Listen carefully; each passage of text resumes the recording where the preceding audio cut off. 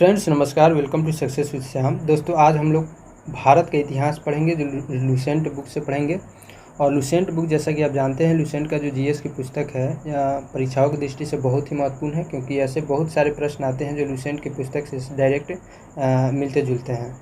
तो इसलिए यह पुस्तक बहुत इंपॉर्टेंट हो जाता है। आज हम लोग इस पुस्तक का भारत का इतिहास पढ़ेंगे और इसमें जितने भी सब्जेक्ट है उसको हम लोग कवर करेंगे चैप्टर वाइज, जिससे पढ़ने में आसानी होगी।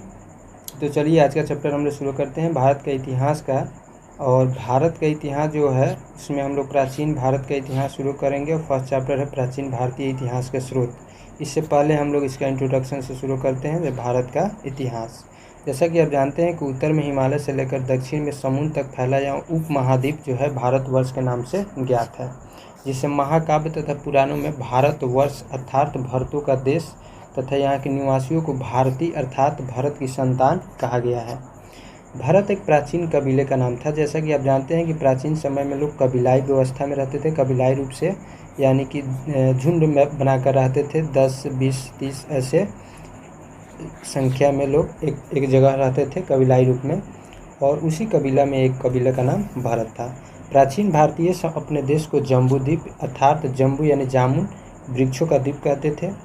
प्राचीन ईरानी इसे सिंधु नदी के नाम से जोड़ते थे, और जिसे वे सिंधु न कहकर हिंदू कहते थे, यानी स के स्थान पर ह का उच्चारण करते थे। और सिंधु नदी, अब जैसा कि जानते हैं कि सिंधु नदी भारत के पश्चिमोत्तर में है, जो तिब्बत से निकलती है मानसरोवर के पास से और जाकर अरब सागर में गिरती है। तो यह पाकिस्तान होते हुए, भारत होते हुए, पाकिस्तान होते हुए जाकर अरब सागर में गिरती है। तो पहले जैसा कि आप जानते हैं पाकिस्तान भारत का ही भूखंड था। 1947 में भारत पाकिस्तान 2 भागों में विभाजित हो गया। तो प्राचीन ईरानी जो आते थे, ईरान के लोग जो व्यापार करने आते थे, प्राचीन ईरानी सिंधु नदी के नाम से जोड़ते थे, जिसे वे सिंधु न कहकर हिंदू कहते थे। यही नाम फिर पूरे पश्चिम में फैल गया और पूरे देश को इसी एक नदी के नाम से जाना जाने लगा। देखिए, यूनानी इसे इंदे और अरब इसे हिंद कहते थे।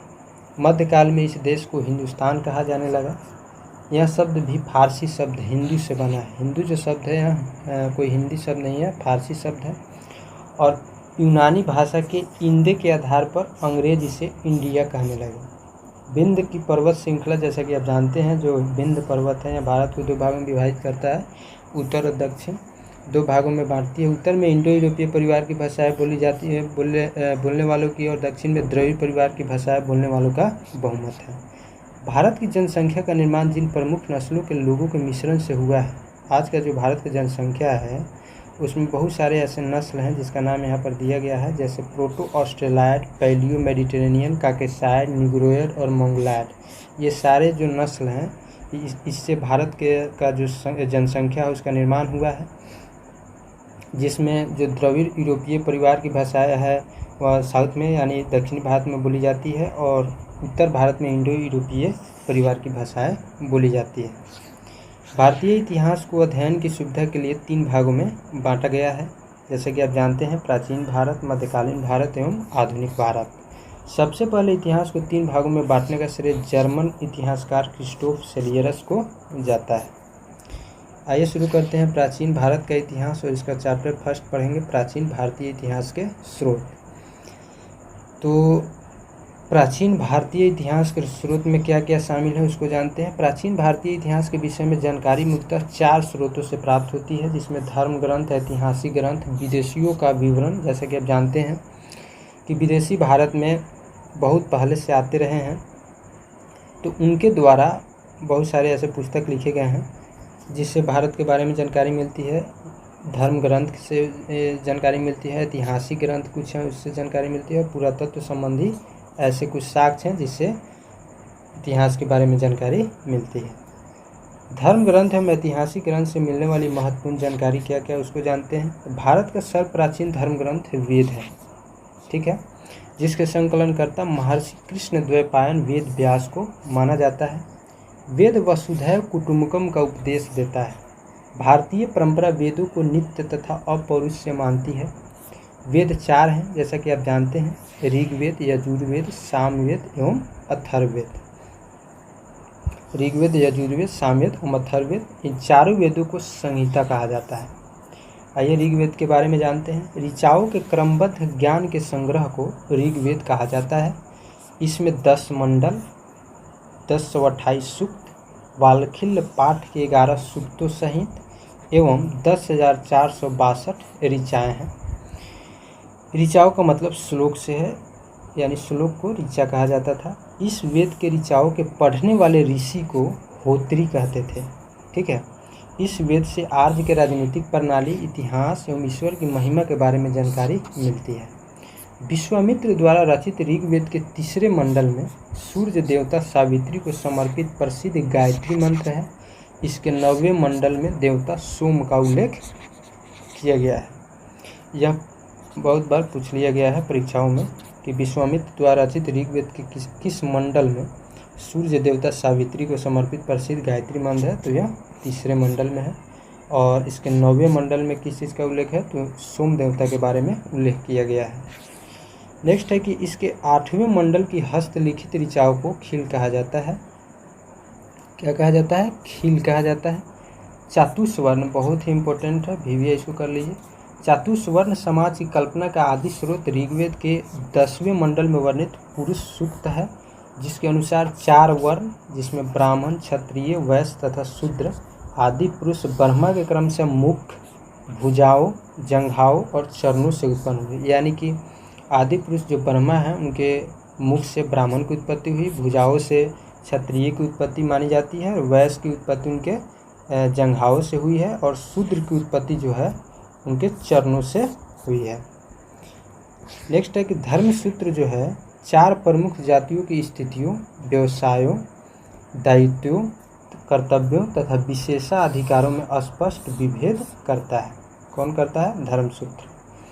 ऋग्वेद के कई परिच्छेदों में प्रयुक्त अघन्य शब्द का संबंध किससे है, तो यह गाय से है। गाय को अघन्य शब्द से इंगित किया गया है। ईसा पूर्व एवं ईस्वी में क्या अंतर है, उसके बारे में जान लेते हैं। वर्तमान में प्रचलित ग्रेगोरियन कैलेंडर, अभी जो हम लोग कैलेंडर यूज करते हैं, कौन सा कैलेंडर है? ग्रेगोरियन कैलेंडर, जिसे ईसाई कैलेंडर के नाम से भी जानते हैं। इसे जूलियन कैलेंडर भी कहा जाता है। ईसाई धर्मगुरु ईसा मसीह के जन्म वर्ष जो कल्पित है पर आधारित कैलेंडर है। ईसा मसीह के जन्म के पहले के समय को ईसा पूर्व माना जाता है, यानी BC, before the birth of Jesus Christ कहा जाता है। ईसा पूर्व में वर्षों की गिनती उल्टी दिशा में होती है। जैसे महात्मा बुद्ध का जन्म 563 ईसा पूर्व में एवं मृत्यु 483 ईसा पूर्व में हुआ, यानी ईसा मसीह के जन्म के 563 वर्ष पूर्व महात्मा बुद्ध का जन्म एवं 483 वर्ष पूर्व मृत्यु हुई। जैसा कि आप जानते हैं, मान लीजिए यहाँ पर सेंटर है 0 और 0 मान लीजिए ईसा मसीह का जन्म। ठीक है, तो यहाँ इधर जैसे हम लोग पॉजिटिव में जाते हैं और इधर माइनस में, तो यहाँ मान लीजिए 583 है, 583 BC यहाँ बुद्ध का जन्म हुआ। फिर यहाँ से इधर हम लोग जाएंगे तो ये इधर से बढ़ते जाता है, और यहाँ 483 जो है 563 और 483, तो 563 में उनका जन्म हुआ, 483 में बुद्ध की मृत्यु हुई, यानी महापरिनिर्वाण की प्राप्ति हुई। और इधर हम लोग बढ़ते जाएंगे तो 0 सेंटर पर आएंगे। उसके बाद इधर हम लोग पॉजिटिव यानी ईस्वी में प्रवेश करेंगे। तो 0 से पहले ईसा पूर्व और इधर दाएं से ईस्वी में हम लोग आएंगे। तो इसी प्रकार हम लोग इसको समझेंगे, ईसा पूर्व और ईस्वी को। ईसा मसीह की जन्म तिथि से आरंभ हुआ सन ईस्वी सन कहलाता है, यानी इसके बाद के सन को ईस्वी सन कहते हैं और इसके पहले के सन को ईसा पूर्व कहा जाता है। इसके लिए संक्षेप में ईस्वी लिखा जाता है, यानी लिखा जाता है ईस्वी के लिए। और ईस्वी को लैटिन भाषा के शब्द एडी में भी लिखा जाता है। एडी का मतलब होता है एनो डोमिनी। क्या होता है? एनो डोमिनी, जिसका शाब्दिक अर्थ है in the year of Lord Jesus Christ, यानी जो क्राइस्ट थे उनके जन्म के से शुरू होता है। विंसेंट आर्थर स्मिथ ने प्राचीन भारत का पहला सुव्यवस्थित इतिहास अर्ली हिस्ट्री ऑफ इंडिया 1904 में तैयार किया। इस पुस्तक के 1/3 भाग में केवल सिकंदर का आक्रमण वर्णित है। जैसा कि आप जानते हैं, सिकंदर विश्व विजेता था और यह यूरोप का रहने वाला था, तो यूरोप का ही था जो विंसेंट आर्थर स्मिथ था। तो जाहिर सी बात है कि वो अपने ही शासक के बारे में ज़्यादा चर्चा किया है। इसमें भारत को स्वेच्छाचारी शासन वाला देश कहा गया है, जिसे ब्रिटिश शासन की स्थापना से पहले कभी राजनीतिक एकता का अनुभव नहीं हुआ था। उन्होंने लिखा है कि वस्तुतः भारतीय इतिहासकारों का सरोकार शासन के एकमात्र स्वरूप तानाशाही से ही है। आगे वामना अवतार के 3 पगों के आख्यान का प्राचीनतम स्रोत ऋग्वेद है। जैसा कि आप जानते हैं कि भगवान विष्णु ने वामन अवतार लिया था और उसमें 3 पगों के बारे में बताया गया है कि 3 पगों से उन्होंने पूरे धरती आकाश पाताल को माप लिया था। तो उसके बारे में जो है कहाँ चर्चा किया गया है, तो यहाँ ऋग्वेद में बताया गया है। ऋग्वेद में इंद्र के लिए 250 तथा अग्नि के लिए 200 ऋचाओं की रचना की गई है। प्राचीन इतिहास के साधन के रूप में वैदिक साहित्य में ऋग्वेद के बाद शतपथ ब्राह्मण का स्थान आता है। नेक्स्ट है यजुर्वेद। ठीक है, तो सस्वर पाठ के लिए मंत्रों तथा बलि के समय अनुपालन के लिए नियमों का संकलन यजुर्वेद कहलाता है। इसके पाठकर्ता को अध्वर्यु कहा जाता है। यजुर्वेद में यज्ञों के नियमों एवं विधि विधानों का संकलन मिलता है। इसमें बलिदान विधि का भी वर्णन किया गया है। यह एक ऐसा वेद है जो गद्य एवं पद दोनों में शामिल है। गद्य पद कहने का मतलब है गद्य यानी गद्यांश, पद यानी कविता के फॉर्म में जो लिखा हुआ है, अभी यहाँ लिखा है गद्य के रूप में, और जो कविता के फॉर्मेट में रहता है उसको पद कहते हैं। तो गद्य लिखा जाता है, जैसे आप लोग लेटर लिखते हैं गद्य के फॉर्म में लेख लिखते हैं, और कोई भी पुस्तक जो पढ़ते हैं, जैसे कि हम लोग इसको पढ़ रहे हैं तो गद्य में ही लिखा हुआ है। और पद का मतलब होता है जब हम लोग कविता पढ़ते हैं, शायरी पढ़ते हैं, सब पद के रूप में रहता है।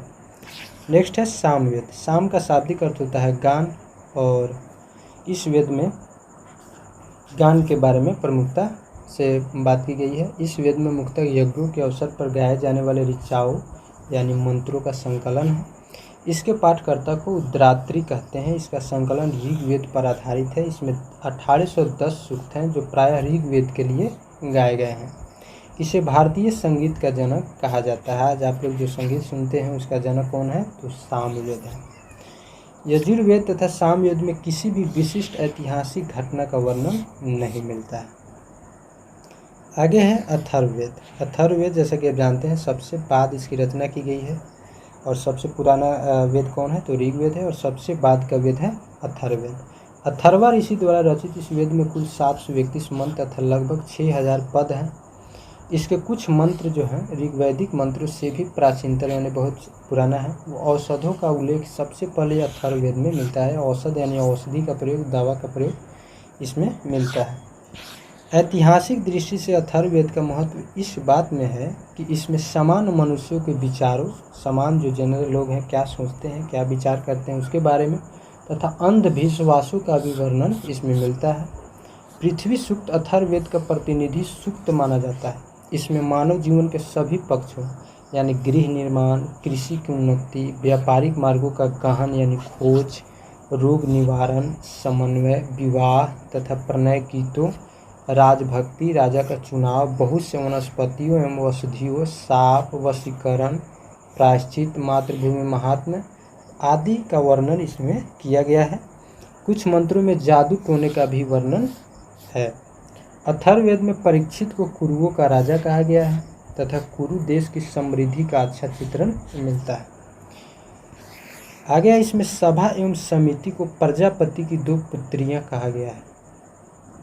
यह क्वेश्चन आपसे पूछ सकता है कि किस वेद में सभा एवं समिति को प्रजापति की 2 पुत्रियों के समान बताया गया है, तो उसका आंसर होगा अथर्ववेद। वेदों की भी कई शाखाएं हैं जो वैदिक अध्ययन और व्याख्या से जुड़े विभिन्न दृष्टिकोणों का प्रतिनिधित्व करती है। साकल शाखा ऋग्वेद से जुड़ी एकमात्र जीवित शाखा है। यजुर्वेद को शुक्ल यजुर्वेद और कृष्ण यजुर्वेद 2 शाखाओं में बांटा गया है। माध्यान्दिन और कान्व शुक्ल यजुर्वेद अथवा वाजसनेय संहिता की शाखाएं हैं। कृष्ण यजुर्वेद से जुड़ी शाखाएं काठक, कनिष्ठल, मैत्रायणी और तैत्तिरीय है। कौथुम, रानायनीय एवं जैमिनीय या तलवकार सामवेद की शाखाएं हैं। अथर्ववेद की शाखाएं शौनक और पैपलाद हैं।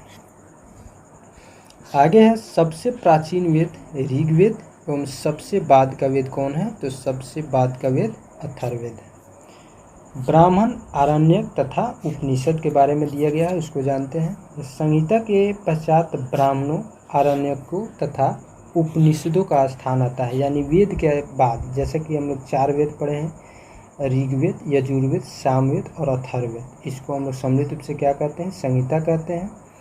और संहिता के पश्चात ब्राह्मणों, आरण्यकों तथा उपनिषदों का स्थान आता है। ये सभी ग्रंथ हैं।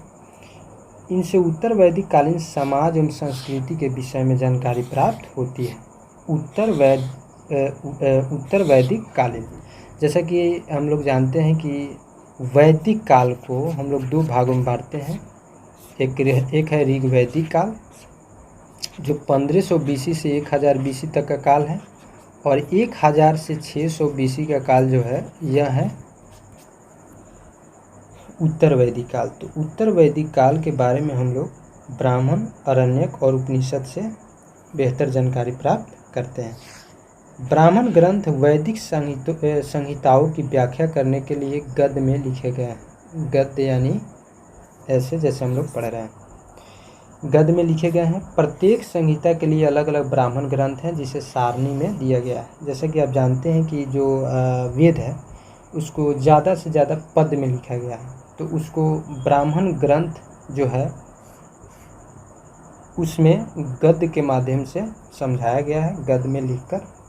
और प्रत्येक संहिता के लिए अलग अलग ब्राह्मण ग्रंथ है, जिसे सारणी में दिया गया है। जैसे इसे यहाँ पर देख सकते हैं। ऋग्वेद का ब्राह्मण ग्रंथ है ऐत्रेय व कौशिकी। यजुर्वेद का ब्राह्मण ग्रंथ है तैत्तिरीय व शतपथ। सामवेद का ब्राह्मण ग्रंथ पंचवीस है। अथर्ववेद का ब्राह्मण ग्रंथ गोपथ है। यानी इसको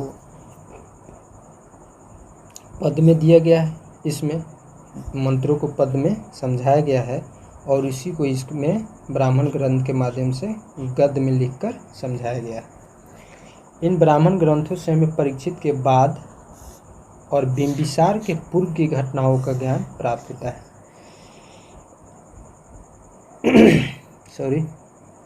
ऐत्रेय में राज्याभिषेक के नियम एवं कुछ प्राचीन राजाओं के नाम दिए गए हैं। शतपथ में गंधार जैसे कि आज के अफगानिस्तान में पड़ता है, सल, कैकेय, कुरु, पंचाल, कौशल, विदेह आदि राजाओं का उल्लेख मिलता है। वैदिक साहित्य में ऋग्वेद के बाद शतपथ ब्राह्मण का स्थान है। आगे है आरण्यक में यज्ञ से जुड़े कर्मकांडों की दार्शनिक और प्रतीकात्मक अभिव्यक्ति है। उपनिषदों की संख्या 108 है, जिनमें 13 को मूलभूत उपनिषदों की श्रेणी में रखा गया है। इसमें यज्ञ से जुड़े दार्शनिक विचार, शरीर, ब्रह्मांड, आत्मा तथा ब्रह्म की व्याख्या की गई है।